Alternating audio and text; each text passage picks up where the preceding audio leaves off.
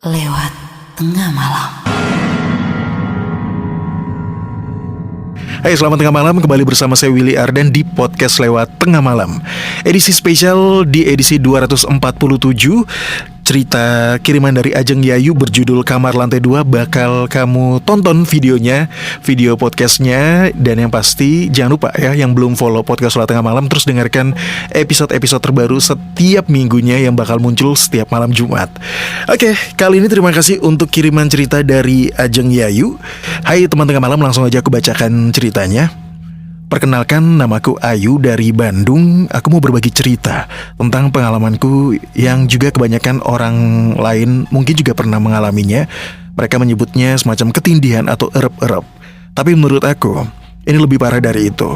Bukan hanya ketindihan tapi juga mengalami gangguan-gangguan lainnya. Oh ya, aku memiliki kemampuan bisa melihat mereka yang tidak kasat mata. Dan rupanya kemampuan ini turunan dari kedua orang tuaku. Tapi aku tidak memperdalam kemampuan itu. Nah, kejadiannya itu sekitar tahun 2016. Ibu memintaku untuk pindah ke kamar yang dulunya ditempati nenek dan juga kakekku.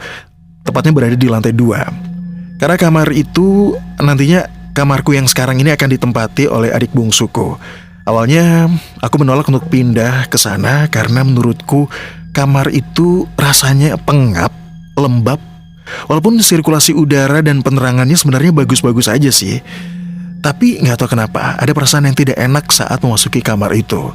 Dan yang membuat aku tidak mau pindah ke kamar itu karena ya, aku tahu di sana ada penghuninya. Aku merasakan adanya sosok hitam besar, tinggi, bahkan setinggi kamar itu kurang lebih 3-4 meter. Selama nenek dan kakek menempati kamar itu memang gak pernah ada kejadian-kejadian aneh. Ini juga cerita dari mereka.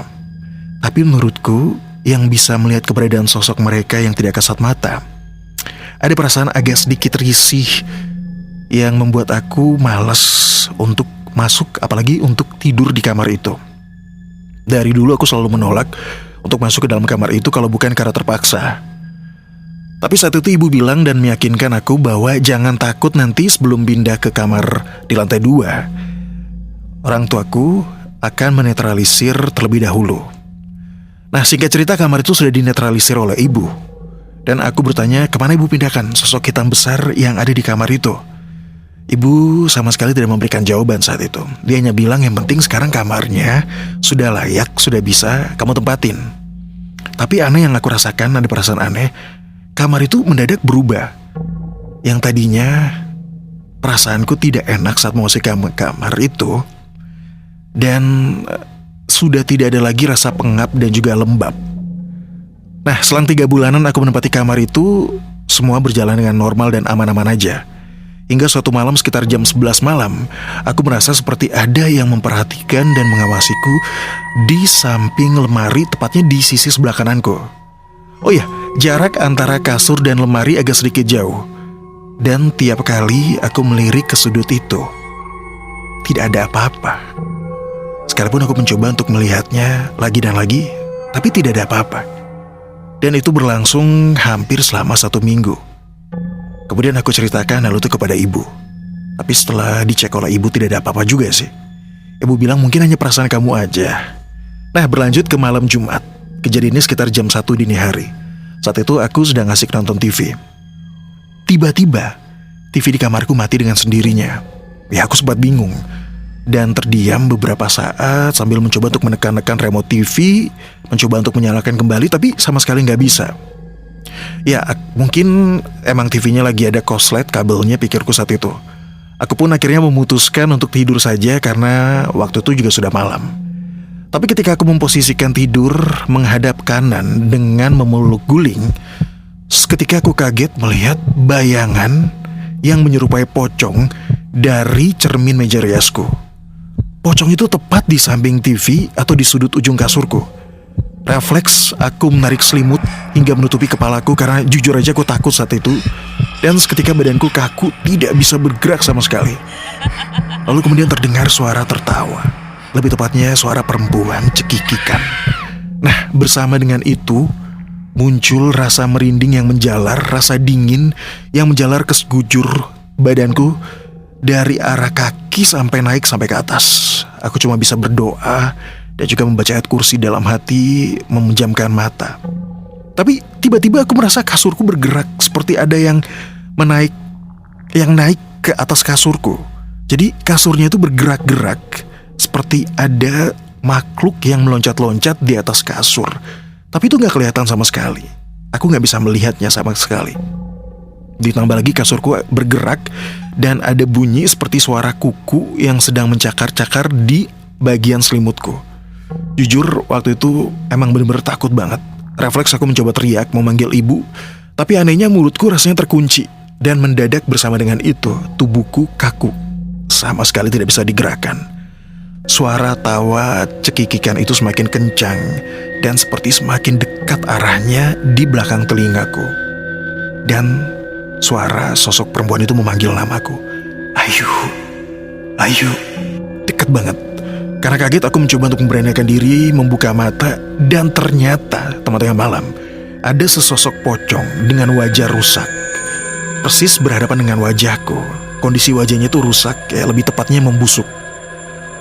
Aku mencoba untuk membaca ayat kursi untuk mengusir pocong itu menjauh dariku, sambil aku menguatkan diri.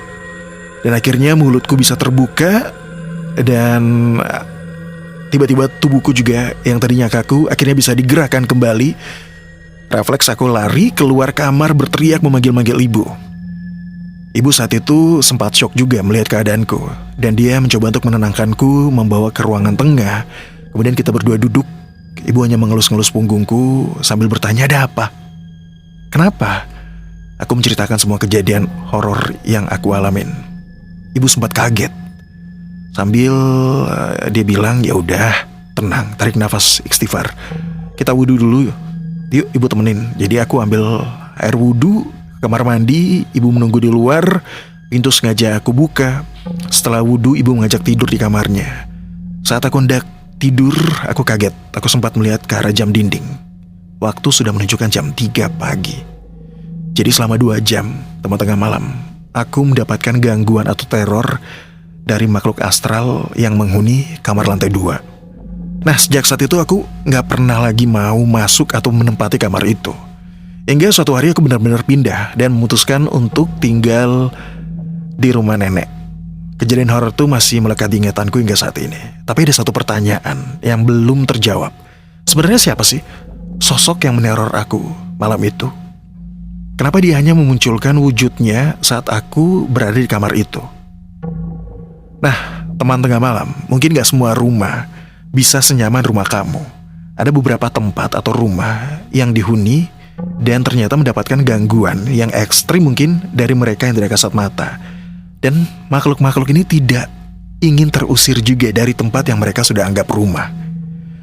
Buat kalian teman tengah malam, sekali lagi terima kasih sudah mendengarkan episode untuk hari ini. Nantikan kisah-kisah horor lainnya hanya di podcast Lewat Tengah Malam. Willy Ardan, terima kasih untuk kalian semua. Selamat tengah malam. Kamu lagi mendengarkan podcast Lewat Tengah Malam.